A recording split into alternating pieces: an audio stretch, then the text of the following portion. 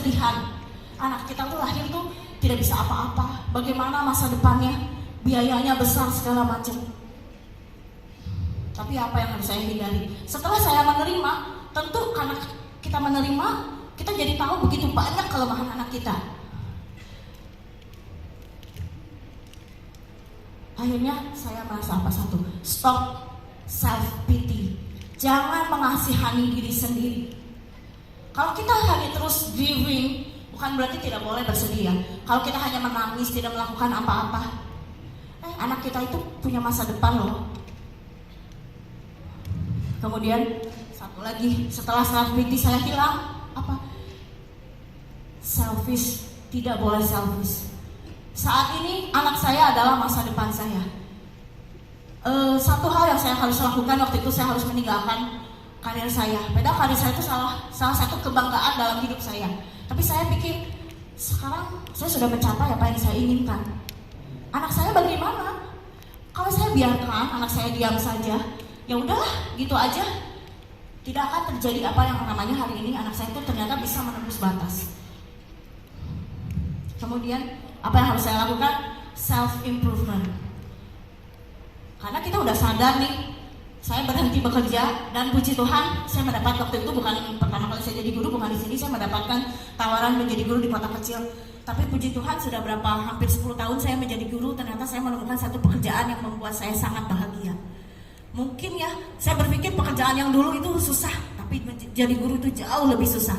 Karena yang kita handle itu adalah jiwa manusia. Nah, self improvement yang saya lakukan adalah saya tentu saja mencari pengetahuan tentang anak saya. Dan juga bukan berarti dengan self improvement itu saya merasa saya jadi paling hebat, paling tahu.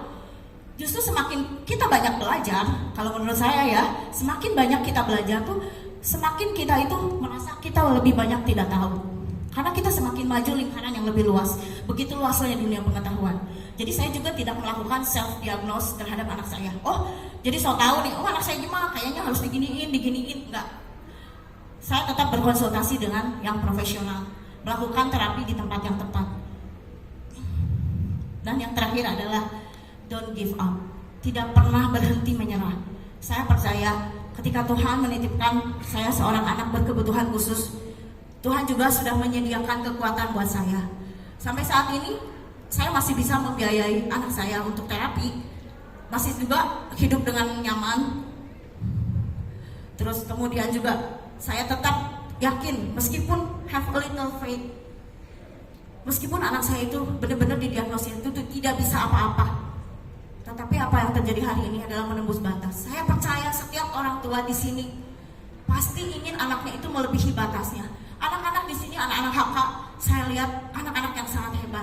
Mungkin kalau kita di rumah, orang tua tuh nggak kelihatan bagaimana kemandirian anak. Bagaimana anak itu ketika berinteraksi dengan temannya, dengan gurunya. Saya tuh sangat kagum sama mereka. Dari anak-anak kelas 1 yang begitu hebat sampai anak kelas 6. Ya, percayalah, semua anak-anak kita itu sangat berpotensi. Jangan menyerah ya, Mami and Daddy. Mungkin susah ngajarin anak, saya juga sama suka emosi kalau ngajarin anak sendiri. Kalau ngajarin murid bisa sabar ya. Tapi kalau anak sendiri, karena kita punya harapan tinggi.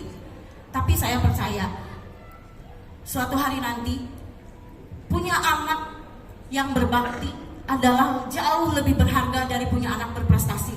Tapi disclaimer dulu ya, bukan berarti kita nggak menuntut anak berprestasi.